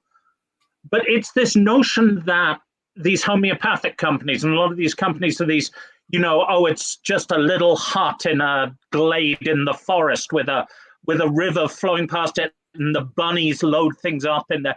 Boyron is a multi-billion-dollar-a-year corporation. I don't know where people decide which corporations are good and which corporations are bad on this, but yeah, we're the little guys in this, not poor old Boyron. Right. They are. Oh, he froze again. Hey, Nick, every Damn. time he's talking about something really important, he Must be the freezes. demons. It's Kenny Demons. So basically, Oh no, You froze. we back? we're back. We're back. Yeah. So it's like these companies, like this one, Boyron. Boyron? Is that how you pronounce it? Boyron? Okay. Billion-dollar company. It's a French company. Billion-dollar company off of sugar water. I mean, I'd love to it, because I would go to all the diners in my area, get all the free packs of sugar, mix it with some water, and Boom. boom. Actually, the weird thing is, it's the sugar is the only thing in there that costs money. And because there's so much of it in there, it's, yeah. Wow. All right. So what else we got? We got more questions. But if they believe in or claim they believe in the reading, is that the same as doing it for entertainment purposes only? On purpose. On purpose. Entertainment purpose. It's not the same. I mean, if you're asking legally, it's not the same. And then you get into questions of like, how realistic is their belief? The law steers incredibly clear of judging people's beliefs, and that's a really good thing. It's basically, if you say you believe in something, it pretty much assumes you do, except if you're a prisoner. The only time they will actually try and work out if you're sincere is if you're a prisoner. Like if you apply for the kosher, you say you've converted to Judaism because the kosher meals are so much better than regular meals in prison. And they actually cost the government like 4 times as much as a regular meal. Shit. Damn it. So you get people getting busted all the time for then going and buying non-kosher ramen from the, what's it called? The iconic. No, the prison store. This Yeah, I forget. Commissary. Commissary. Yeah. Commissary. So, and you got to remember, prisoners as well there's a lot of really smart people in prison, and they have all day to sit around and think of claims to make. One of the best I came across was an old law professor of mine who used to work at the Department of Justice, and she dealt with these prison religion claims. And this group that was founded in prison called the Church of the Filet Mignon, whose religious belief was that once a week they had to have the sacrament of a filet mignon in there. And of course, we turn around and we say that's not a real religion on it. And so they did not get their steaks. But it's the law gets very odd on this because what we're seeing at the moment is huge preference for Christianity in the religion. In the law, sorry. Like the University of Notre Dame was allowed to say that signing a piece of paper to say that it didn't want to provide contraception insurance was taking part in the process. So they didn't have to do that.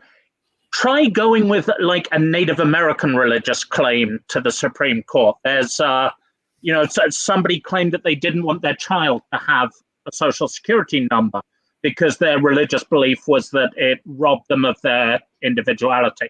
And the court was just, go to hell. Don't be ridiculous. We ain't got time for any of this malarkey.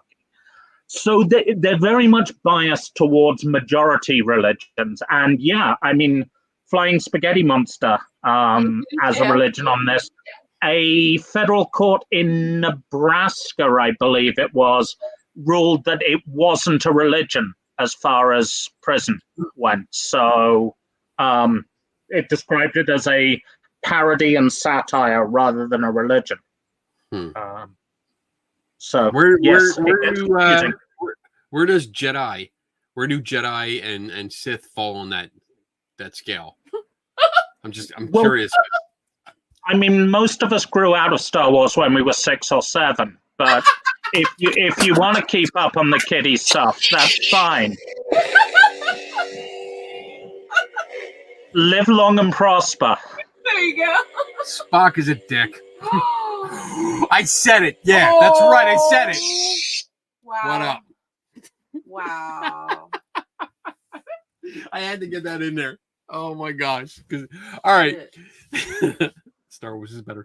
Anyway, but for just to keep balance between us, like balance in the Force, I do have Star Trek stuff up. I have commemorative plates. I have the Enterprise up there. You can actually see up top there.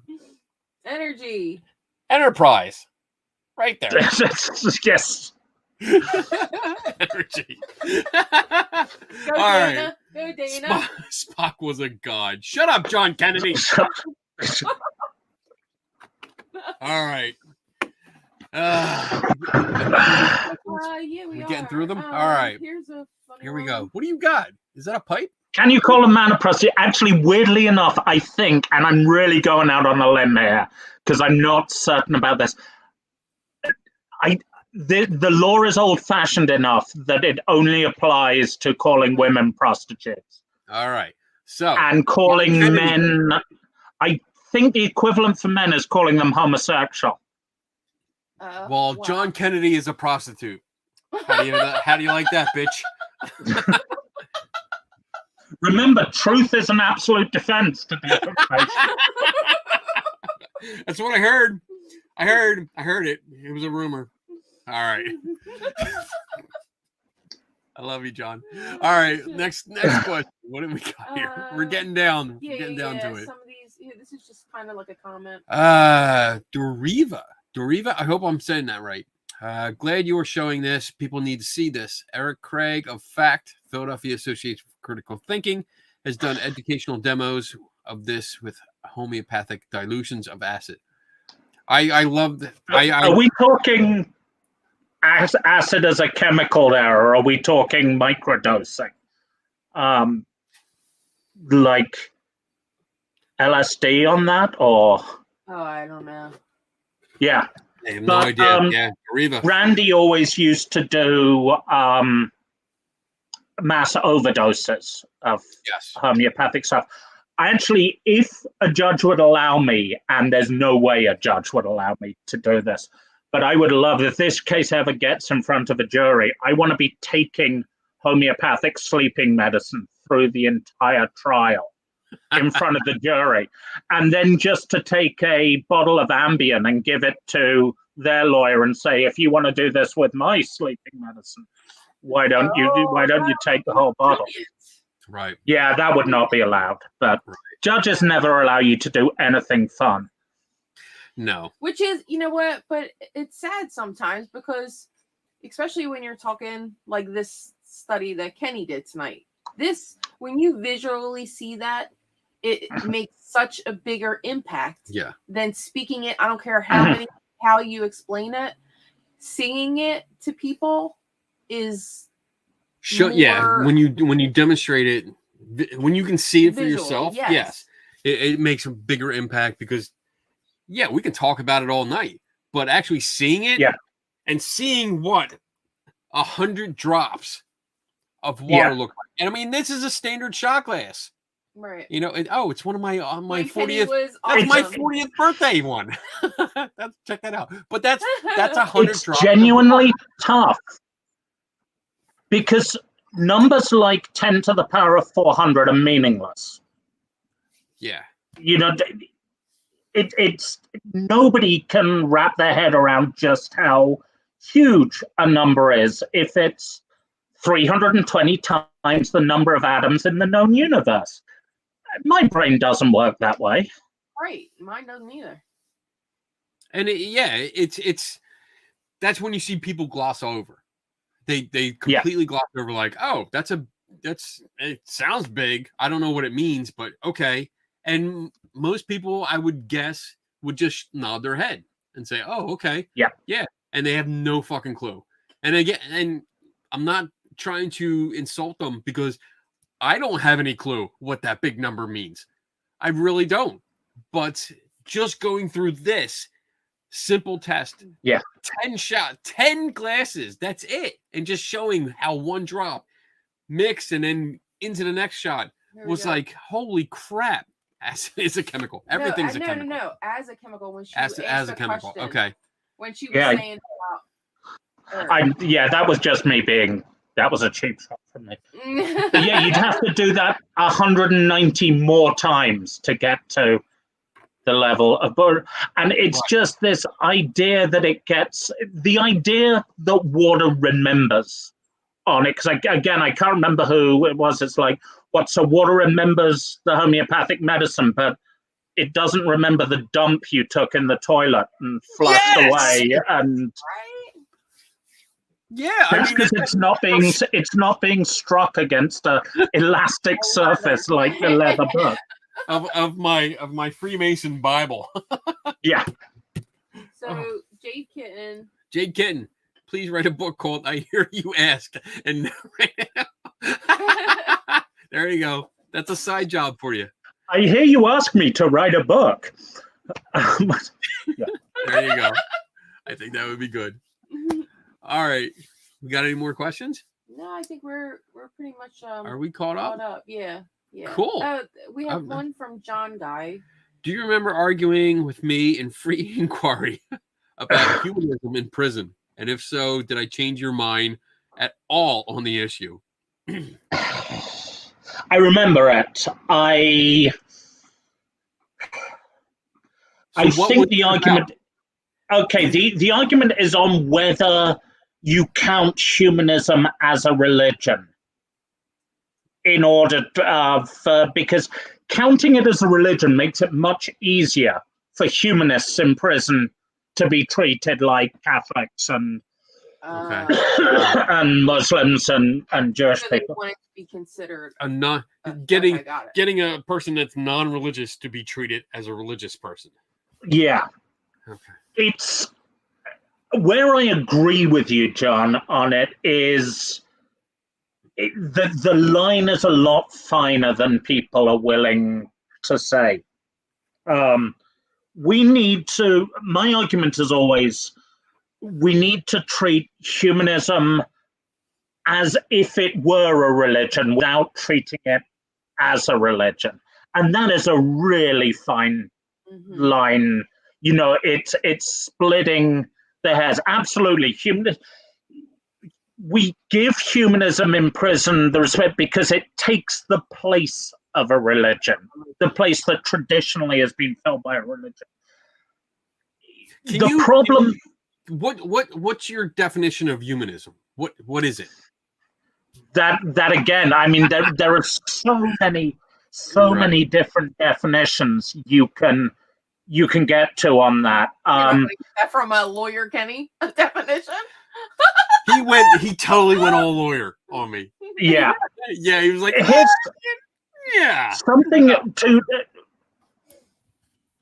We don't make good law for society by looking at what happens in prisons, because prisons and the military are really, really special places, you know, and they should be different to the rest of society. Right. I'm really uncomfortable with the notion that we pay to have chaplains in the military. Even the concept of chaplains in the military is wrong. But on the other hand, I'm not going to tell some 18-year-old kid from Kansas who's being shipped off to Fallujah that, you know, oh, well, just because your church is back in Kansas, no, you can't have your regular Sunday worship. It's tough. You can't use the prison system or the military to make rules for the rest of society because they're just different. And I would like to fundamentally change the prison system. I think we imprison far too many people for far too long for far too many stupid things that shouldn't be crimes. Mm-hmm. And we treat them way too badly when they're in prison itself. If chaplains can give people a sense of comfort in prison and help improve people, which should be the point of prison, then let's accept chaplains in prison, but make them available to the non-religious. Have non-religious chaplains, counselors, whatever you want to call them. Yeah. And that's in a way that I don't think you need to do the same thing in, say, a public school, because people aren't locked up in a public school, although God knows it felt like it a lot of the time. Uh-oh. He's frozen. So I really have a question as well. I'm getting good at that. You froze for a second there, but it's all good. All right. Oh, sorry. Well, I managed to avoid that question successfully. Yeah, exactly. It's like you have the finger on the button at certain that was times. the whole side quest of this episode. How good is he at dodging questions? Yeah. But kind of sounding like he did answer the question. It. Kenny does it all the time. Bob's got a question. Fuck you, Bob.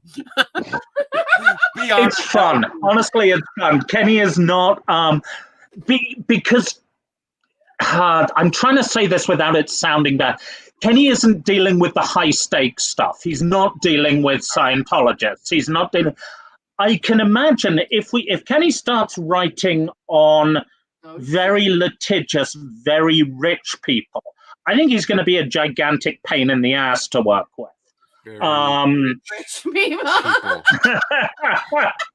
But at the moment, his stuff has not been a problem yet. Scientology. Kenny's just stirring the pot, bringing more interest. All right, I gotta find the local Scientology chapter and jog. Just start running. It's always. I think Philadelphia beat the Scientologists out of the city. They just like. Yeah. We probably did. Everybody else. I have no doubt that My favorite Philadelphia story of all time was that robot that was going across the country, and it got beaten up and destroyed in Philadelphia. Yep. I remember that. We beat the shit out of it. Oh my god. Yeah. Okay, important question. Best cheesesteak in Philadelphia. Oh my god, it's so hard now. So I would have to change I want to get this out of the way. And don't tell me the Shore is better. No. Pat's and Geno's are tourist traps. Do not recommend them. I do not recommend them at all. For us, I would have to go with Treb's, the new one. Treb's, so, which used to be with or without. There's a place called Steve's. Mm-hmm. And Steve's, king of cheesesteaks. It's a good place, but it's got Prince Prince of Steaks.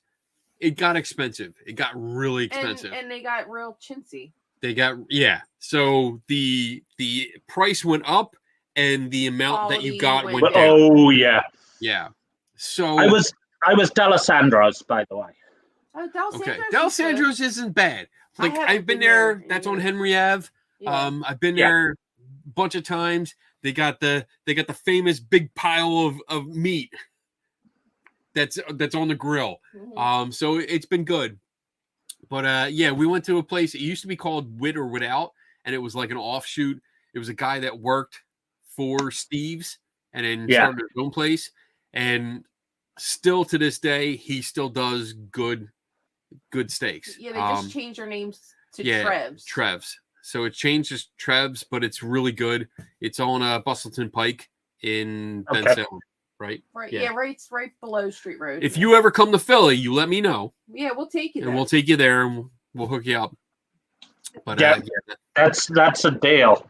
I miss Philly. Tour. We could do the cheesesteak tour and do our own K&D D'Alessandro's adventures. is still good. Yeah. We could do We that. could do a whole thing. Yeah, you we can could be go our around. special guest. We could just eat cheesesteaks all day. Yeah. Do I look like? Yes. Actually, I do look like the sort of person that would eat cheesesteaks. Yes, you do. I'm totally in. Because you know what? I mean, with three of us, we can just go around to all places, order one cheesesteak. Yeah, and just sample cut it up, and we'll sample it. And we'll I do our own. not into this cutting up concept and sharing. I don't share food. I don't think you realize how many decent cheesesteak places there are in the area. It's pretty good. Pretty good. You wouldn't be able to eat that many. I mean, you lived down. When you lived here, at least 10 places. You were down in the city. Easy. I was in Fairmount, then I was in I was right on the dividing line of Roxborough and Manayunk. I was by Wissahickon train station. Yeah. Okay. So you were close to D'Alessandro's. Yeah, we used to go up there when the bar closed each night. Yeah. Right. Okay. Yeah, Steve's is good. Steve's is still it's okay. I would have to say if you want expensive. A good roast pork sandwich though, John's. Ooh. John's roast pork, with the broccoli rabe and the sharp provolone. It's a little freaking shack down in South Philly. So friggin' good. Oh, damn, it's good. We drive down there and that's not. I mean, that's it's like a half hour. We're getting K&D Adventures research, but it's definitely a good place. So the next time you're in the Philly area, you let us know. We'll take it. We'll take a day. Trouble is, my ex-wife's family are just over in Jersey at Exit 3, so I'm looking over my shoulder to see if I'm gonna. Oh no, we won't go over there. You know what? And there was a TV show, The Goldbergs, that had an episode where they're like, "Oh, the best cheesesteak is in Jersey." Even in Philly. Bullshit. Bull fucking shit. Not. We went over there. It wasn't bad. It was a roast beef sandwich with cheese. It was not a cheesesteak. But it wasn't terrible. It was a good sandwich, but it wasn't. It wasn't a cheesesteak. Yeah. It was a roast beef sandwich. It was not pretty good, a Philly cheesesteak. but it wasn't a cheesesteak. So we totally got off topic here, but it's all right. Did. I know it's people good. are like, all That's right. okay. Whatever we talk about, I'm still billing you for the conversation. So That's okay. That's all all right. right. The bill goes right back to CFI. I'll put that on the 6-minute intervals.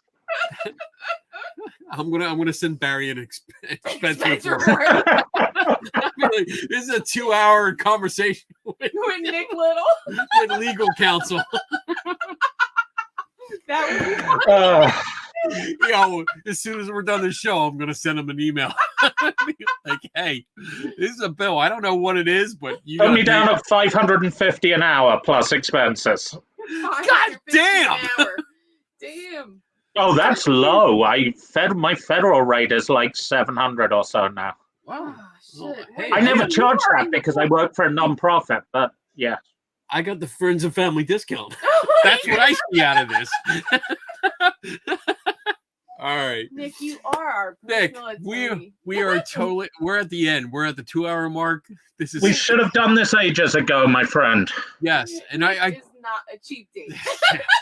No, he's not. We haven't even talked about him putting out. Anyway, Not with Donna here. We'll talk about that privately. Hey, Nick, for being respectful. Yeah.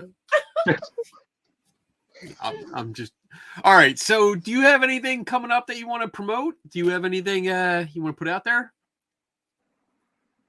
No, not really, actually. I don't have a book coming up or anything, alas. So just look for a few more lawsuits coming up against various parts of the homeopathic industry. Awesome. That's awesome. All right. So if anyone wants to see more of Nick's stuff, just you can look him up on CFI. I think on CFI website, you have a profile up there. And I think we're going to have you on again. If you don't mind, because this is fun. Like, I love these kind of shows because I did absolutely no preparation except for like 10 minutes before the show. I'm like, you know what? Let me look and see what he's done. But I love this kind of thing because we just talked for 2 hours with no heads up and just and we like got jumped good information out there though. Yeah. This is good information that people really need to see. Yeah, I mean that was really good, and being able to see your quick interview when you talked about the dilution of the homeopathic medicine just inspired me. Like I was like, oh, I got like 3,000 freaking shot glasses. Let me do an experiment. This would be great, But I figured, I wouldn't be here for 100 shot glasses. We'd still be doing it if, But that was good, and I hope everyone enjoyed that visual and understood what we were doing there. So I'm going to do my announcements. You can just hang out for a minute. Don't go anywhere because I want you to stay here till after the show. Everybody loved the show, Nick. They want you back. You were fun. This is fun. I love this because it wasn't just like you weren't just like a stiff-necked lawyer kind of douchebag. You were fun. I enjoyed it. Good. All right, I'm going to pop the rules up or the announcements here. So this is Squid Game Bob's announcements. First and foremost, if you want to go over there, if you like the show, if you want to support me and what we do here, you can go to patreon.com/Kenny Biddle. And there's 3 tiers there if you want to check it out. I do behind the scenes content like pictures and videos and stuff like projects that are coming up, especially like there's a project that's over here that you can actually see part of right there that I'm working on that my patrons actually know a lot more about. But besides that, what I got coming up, every Saturday at 8 p.m., I do another podcast called 3 Tortured Souls. That's me, Tim Vickers, Dave Schumacher. We tackle paranormal topics from various points of view, mostly scientific and skeptical. Well, I'm skeptical. The other 2 are scientific.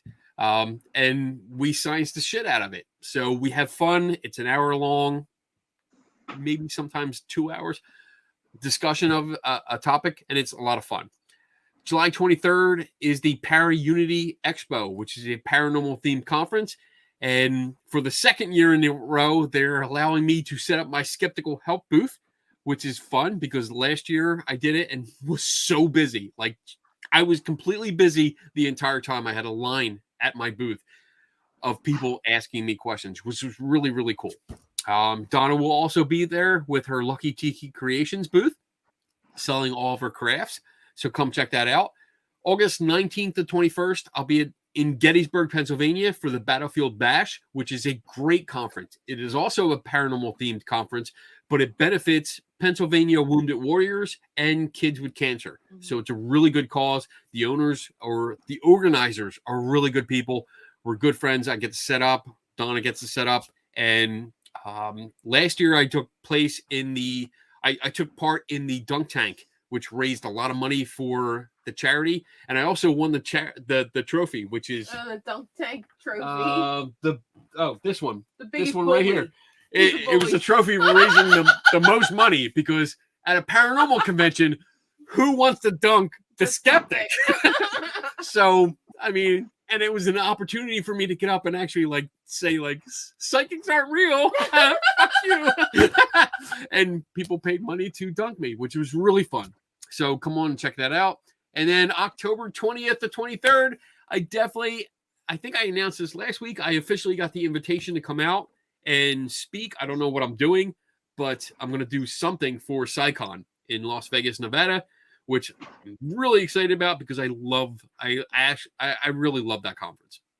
It's so much fun. I got to meet so many people over the last couple of years. And if you come out, you can celebrate my birthday early with me. Yes. October 31st. She's a witch. Anyway, so that's all. And I'm speaking at PsyCon. You are? What are you speaking about? Do you know? Homeopathy lawsuits mainly. Oh, that's Sweet. perfect. That is perfect. I don't know what I'm doing yet. Usually, the last 3 years, I've done workshops on, like, I did a workshop by myself on photography. I did a workshop with Joe Nickel on different kinds of photography. He did like film because he's totally old school and I'm new school.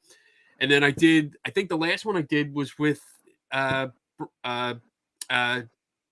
my God, Underdown. Jim Underdown. We did one about cases that we worked on and how to solve them. And we actually we gave a case to the audience and had them solve it, which was really fun. I love doing that kind of stuff. So hopefully I get to do something like that again. That'd be awesome. Yeah, that would be fun. That's cool, Nick, that you're going to be talking about that. That's going to be so interesting. Didn't you talk about the last one? I did talk at the last one. Yeah, that was when we had just, I mean, it shows how ridiculous and the wheels of justice turning slowly.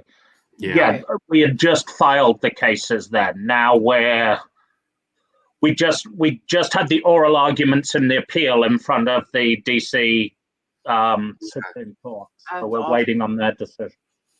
Sweet. I wonder, will we be able to do like a few little K&D adventure videos out in Vegas with people out there, like small interviews? I'm sure we could do them. That could be good. You know what? I can do whatever the frick I want until I get yelled at. Look at Nick. And then, even when I get yelled at, I figure I got 2 or 3 good yells at before I really have to stop.